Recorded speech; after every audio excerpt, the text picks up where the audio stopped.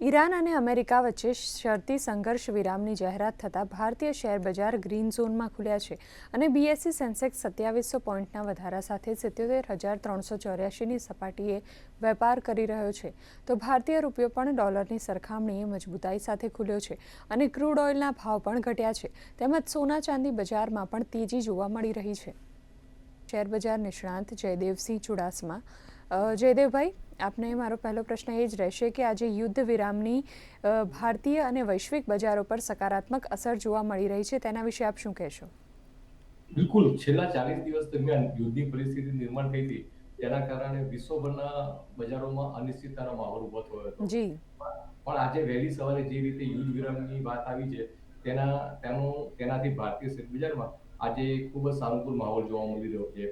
આજે વહેલી સવારથી તમામે તમામ એશિયન માર્કેટોની સાથે સાથે ભારતીય શેર બજારની જ્યારે શરૂઆત થઈ, ત્યારે ગેપ અપ ઓપનિંગ સાથે જ થઈ હતી અને જે રીતે આંતરરાષ્ટ્રીય લેવલે ક્રૂડના ભાવ આસમાને પહોંચી ચૂક્યા હતા અને જી ત્યાર પછી ત્યાંથી અત્યારે સારો એવો ઘટાડો આવી ચૂક્યો છે। હમ આજના કારોબાર દરમિયાન ક્રૂડના ભાવ છે તે 15-16% સુધી ઘટી ચૂક્યા છે, હમ જે ભારત જેવી અર્થવ્યવસ્થા માટે ટૂંકાથી મધ્યમ ગાળે ખૂબ જ રાહતરૂપ સમાચાર ગણી શકાય। તો તેનું જ એક પોઝિટિવ રિફ્લેક્શન આજે ભારતની કરન્સીમાં પણ જોવા મળી રહ્યું છે। ડોલરની સામે રૂપિયામાં પણ સારી એવી મજબૂતાઈ જોવા મળી રહી છે જી અને થોડાક સમય પહેલા જે રીતે રિઝર્વ બેંક ઓફ ઇન્ડિયાની ક્રેડિટ પોલિસી જાહેર કરવામાં આવી અને હમ તેમાં આરબીઆઈના ગવર્નરની જે કોમેન્ટ્રી હતી તે પણ ખૂબ જ પોઝિટિવ હતી।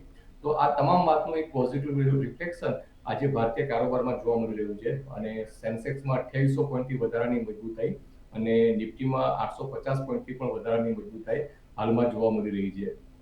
જી જયદેવભાઈ, આ સાથે જ સોના ચાંદીના બજારમાં પણ આજે તેજી જોવા મળી છે, તો એના અંગે આપનું શું મંતવ્ય છે?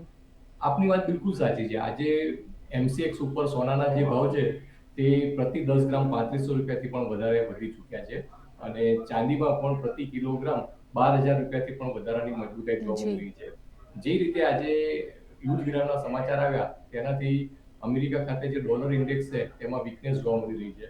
તો આ વાતને લઈ અને સોના ચાંદીના ભાવમાં પણ એક સપોર્ટ જોવા મળી રહ્યો છે।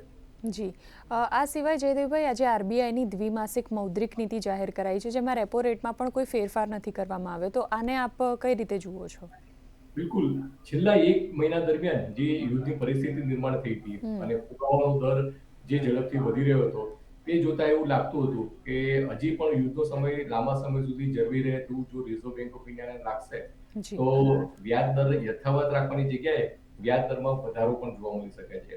પણ આજે વહેલી સવારે જે રીતે સમાચાર આવ્યા અને જી ત્યાર પછી આરબીઆઈની ક્રેડિટ પોલિસી જાહેર કરવામાં આવી, તેમાં વ્યાજ દર છે તે યથાવત રાખવામાં આવ્યા, તે પણ એક ખૂબ જ રાહતરૂપ સમાચાર ગણી શકાય।